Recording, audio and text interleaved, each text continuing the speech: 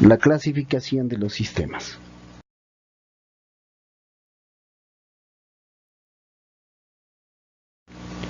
La clasificación de los sistemas nos lleva principalmente al concepto de taxonomía. ¿Qué es una taxonomía? Una taxonomía es una forma de agrupar elementos que tienen características comunes. En sistemas,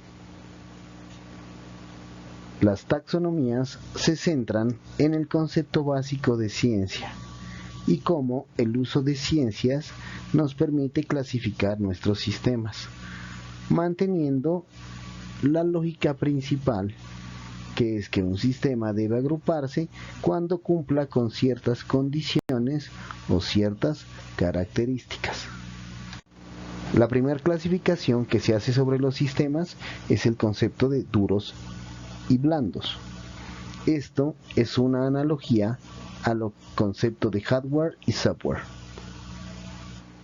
Para nuestro caso, los sistemas duros tienen que ver con el concepto de máquina o elemento y son palpables o medibles con respecto a variables cuantitativas. También se considera que para que un sistema sea considerado como duro, sus estados o los cambios que este sistema tiene a lo largo del tiempo deben ser claramente identificables.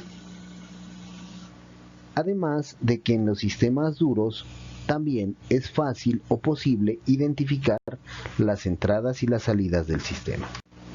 Por su parte, los sistemas blandos hacen una analogía con lo que es el software y se centran principalmente en la parte humana o en la relación interpersonal del ser humano o los aspectos psicológicos que rodean al ser humano. En esta se centran o se encuentran básicamente las ideas o las conceptualizaciones realizadas por todos los seres humanos. Posterior a esta clasificación sencilla, existen diferentes autores que han realizado nuevas clasificaciones o nuevas agrupaciones con base en unos criterios que se explicarán seguidamente. Taxonomía de Beer.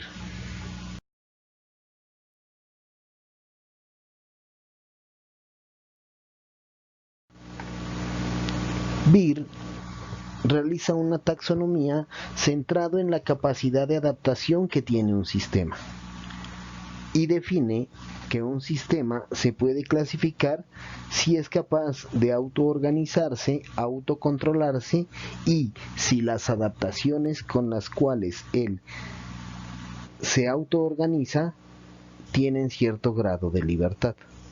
Es decir, que Beer considera que los sistemas se pueden clasificar entre más adaptativos o menos adaptativos. Y la adaptabilidad, vista desde la perspectiva de Beer, se evalúa teniendo en cuenta la organización, el control y la autonomía. Para Beer, un sistema se encuentra siempre inmerso dentro de un suprasistema y solo podrá determinar que es un sistema cuando cumpla con la posibilidad de sobrevivir solo y inmerso dentro de un medio. Esto complementa el concepto de adaptación. Un sistema existe si es capaz de adaptarse. Para adaptarse tiene que estar recibiendo influencias o cambios de un medio. Y para poder diferenciar el sistema del medio, el sistema debe poder trabajar solo.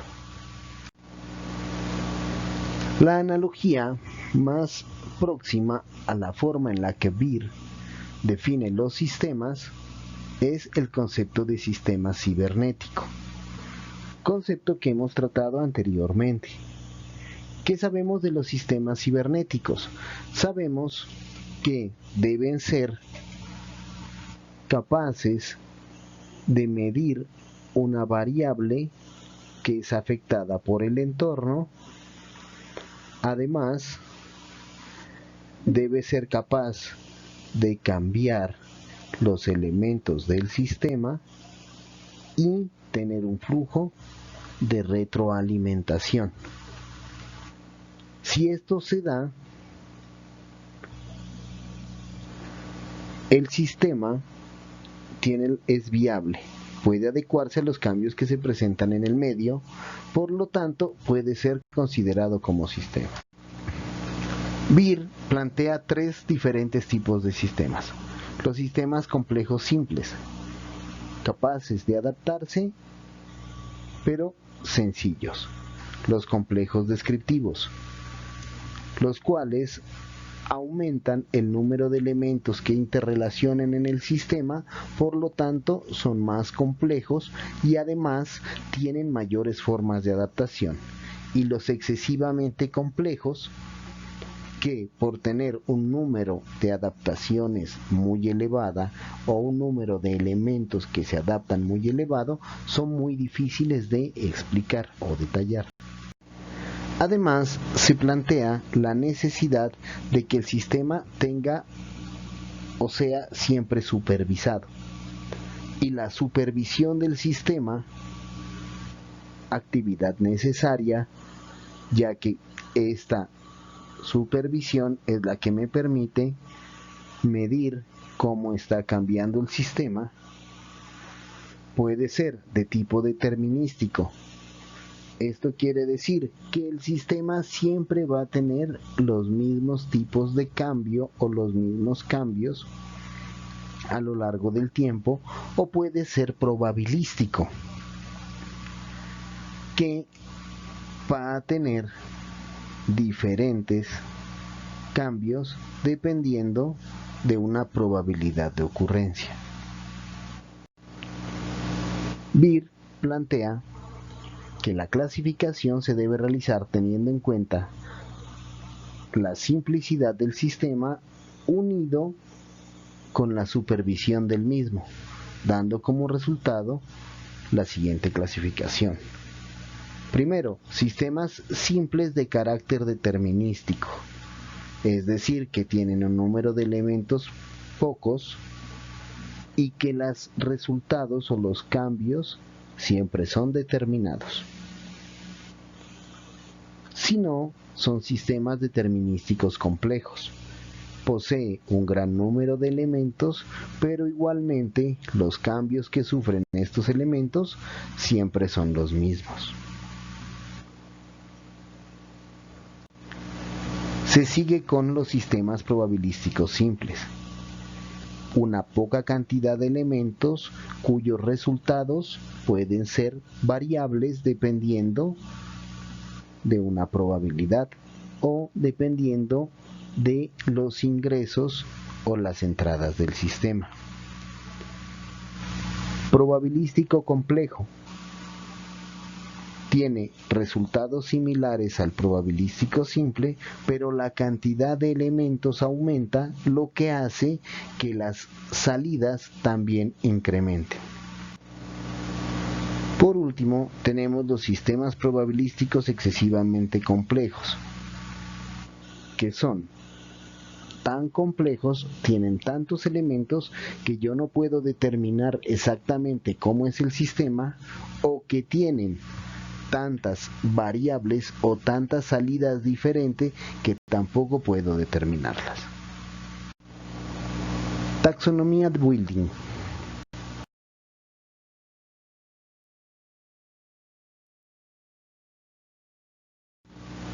Wilding plantea un ordenamiento jerárquico, en el cual se comienza desde clasificaciones simples, donde entran muy poca cantidad de elementos, hasta clasificaciones muy amplias en donde puede entrar gran cantidad de elementos.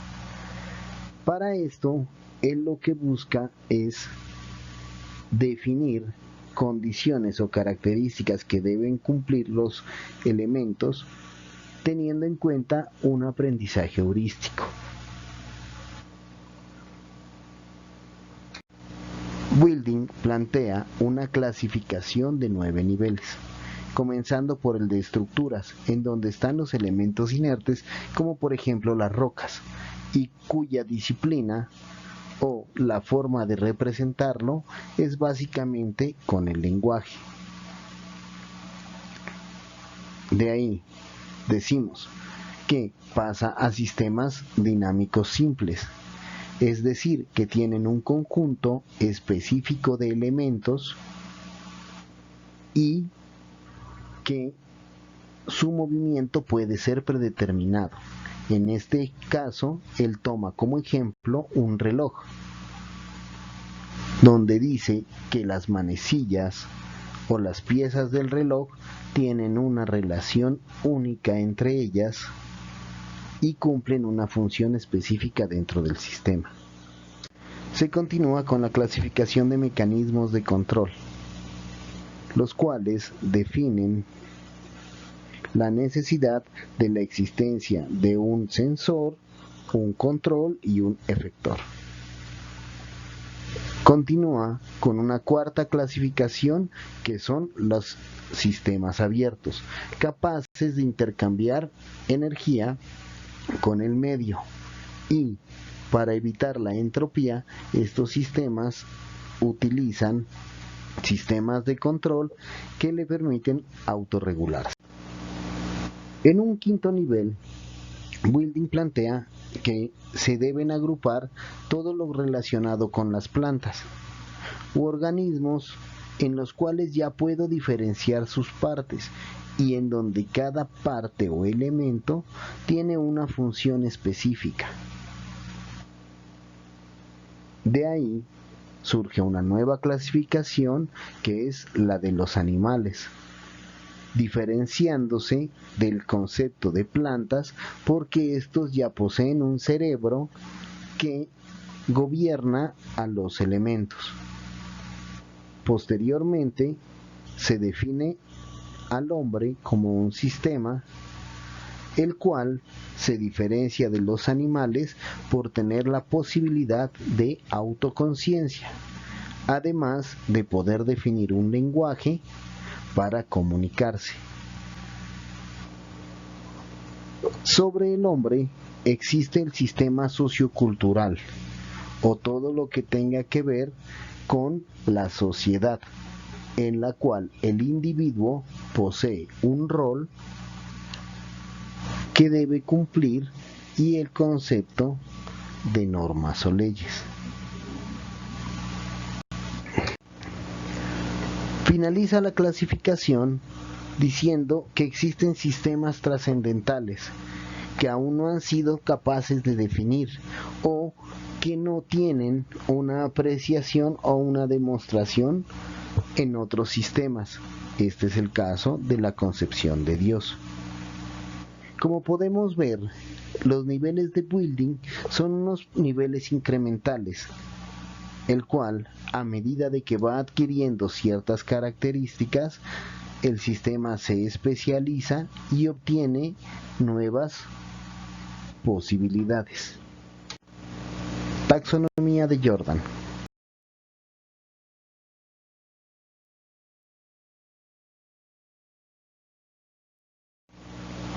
Jordan plantea que la clasificación de los sistemas se realiza con base en 3 principios. Primero, la razón de cambio o cómo cambian los sistemas en el transcurso del tiempo. Él dice que los sistemas en el transcurso del tiempo pueden ser estructurales o estáticos si no hay cambio, o funcionales o dinámicos si hay cambio. Pero también plantea que esto depende de cuánto sea el tiempo en el que estamos viendo o analizando el sistema. Él plantea que si el tiempo en el cual se analiza el sistema es corto, vamos a considerar que es estático, porque no vamos a observar ningún tipo de cambio. Por el contrario, si lo que analizamos es un periodo de tiempo muy largo, vamos a darnos cuenta de que ningún sistema es estático y por el contrario todos son dinámicos. ¿Qué quiere decir esto? Esto quiere decir que los sistemas, por ejemplo, si analizamos a una persona y analizamos su crecimiento durante poco tiempo, por ejemplo, si tomamos a un bebé y le hacemos un seguimiento durante un mes, nos vamos a dar cuenta de que el cambio es poco, lo que pudiera traducirse en que estructuralmente es estático. Sin embargo, si hacemos el mismo estudio sobre el mismo sistema, pero no lo hacemos durante un mes, sino durante 200 años, nos vamos a dar cuenta de que el ser humano ha cambiado demasiado y ha cambiado todas sus partes. Por lo tanto, el sistema va a ser dinámico.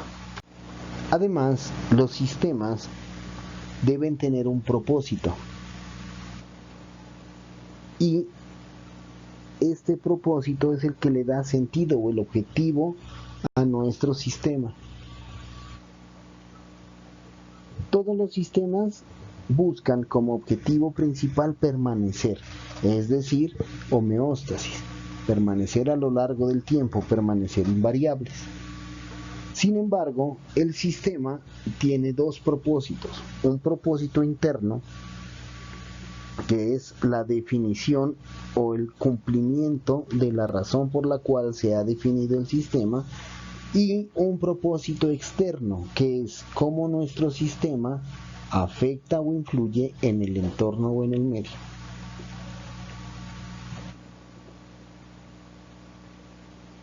Desde esta perspectiva, el propósito lleva al concepto de rendimiento. Un sistema tiene un nivel de rendimiento que debe ser evaluado. Y ese rendimiento me determina también cuánto está cumpliendo del objetivo. Y si el sistema cumple con su objetivo, se llama o se considera como un sistema propositivo. Además, Jordan plantea que si el sistema necesita cumplir con un objetivo, este debe ir cambiando o adecuándose a las entradas, que es lo que entrega el medio. Estos cambios también hace que sea considerado como un sistema propositivo. Por el contrario, Jordan nos dice que un sistema que se mantiene siempre en equilibrio o que no genera cambio es un sistema no propositivo.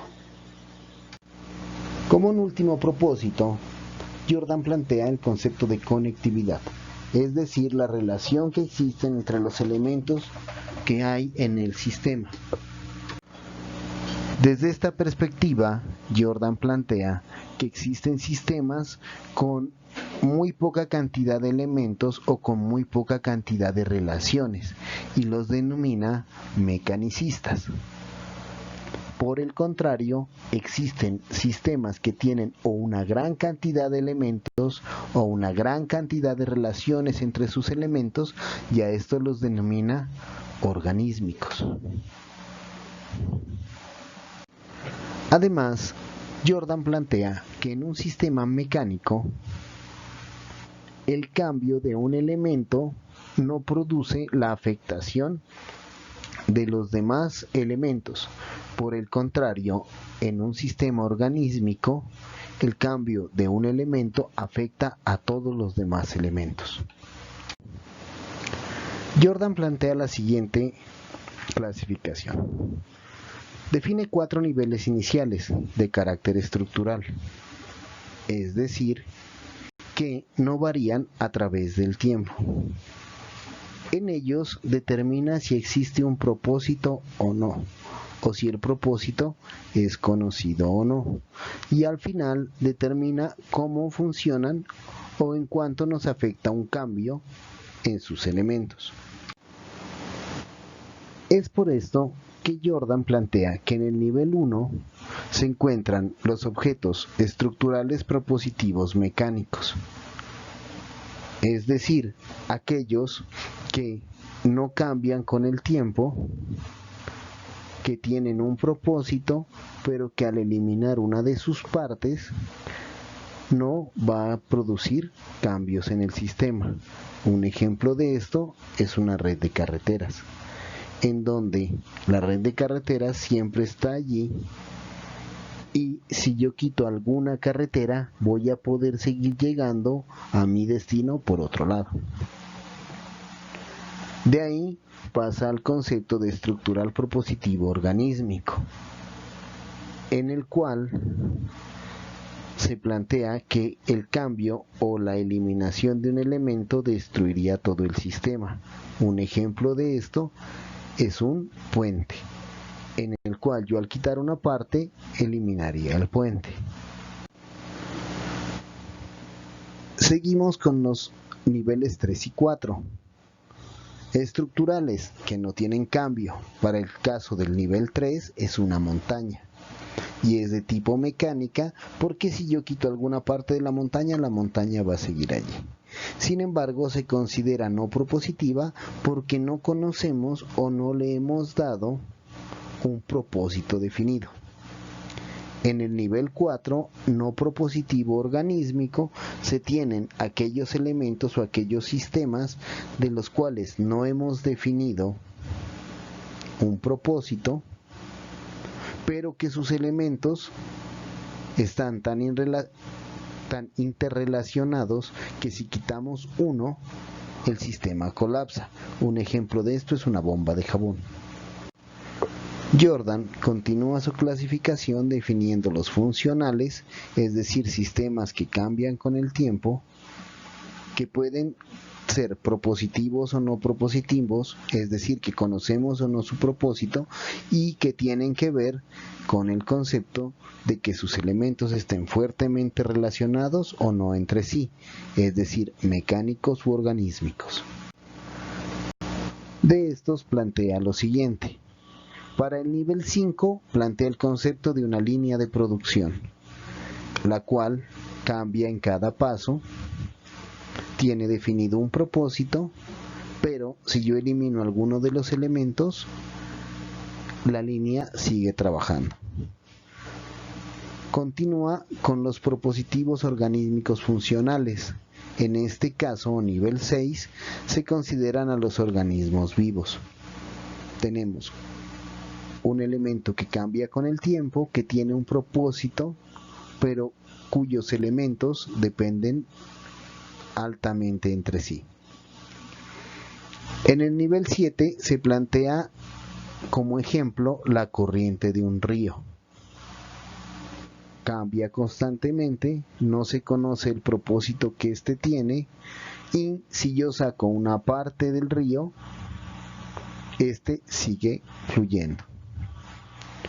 Se finaliza en el nivel 8 con los funcionales no propositivos organísmicos, en el cual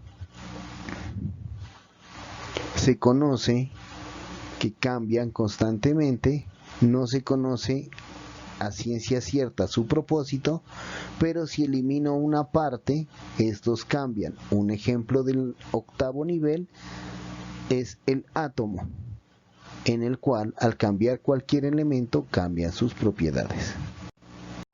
Taxonomía de Checkland.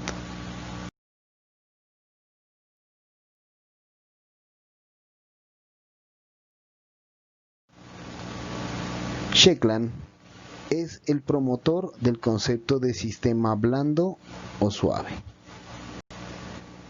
y se centra principalmente en la teoría de sistemas. Shekland clasifica los sistemas con base en una taxonomía más centralizada en el origen de los sistemas. Y él plantea la siguiente. Primero, existen los sistemas naturales, es decir, sistemas en los cuales no ha intervenido el hombre. Continúa con los sistemas diseñados, en los cuales han sido creados por la interferencia o por la acción del hombre. Estos pueden ser sistemas físicos o tangibles, un ejemplo de esto es el hardware, o pueden ser abstractos o intangibles, un ejemplo de esto es el software, o cualquier tipo o concepto o representación que haga el humano. Por encima de los sistemas diseñados se encuentran los sistemas de actividad humana, en donde están todo lo que tenga que ver con organizaciones sociales. Un ejemplo de esto es la familia. Shekland plantea que sobre los sistemas de actividad humana existen los sistemas sociales, es decir, la unión de varias familias, que nos da pie al concepto de sociedad.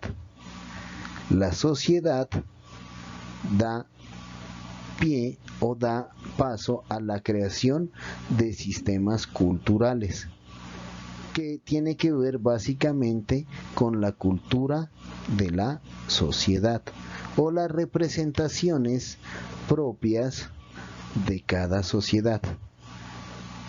Finaliza Shekland con el concepto de sistemas trascendentales o trascendentes, en el cual él dice que se encuentra cualquier sistema que no pueda tener explicación. Un ejemplo de este tipo de sistema es el concepto de Dios.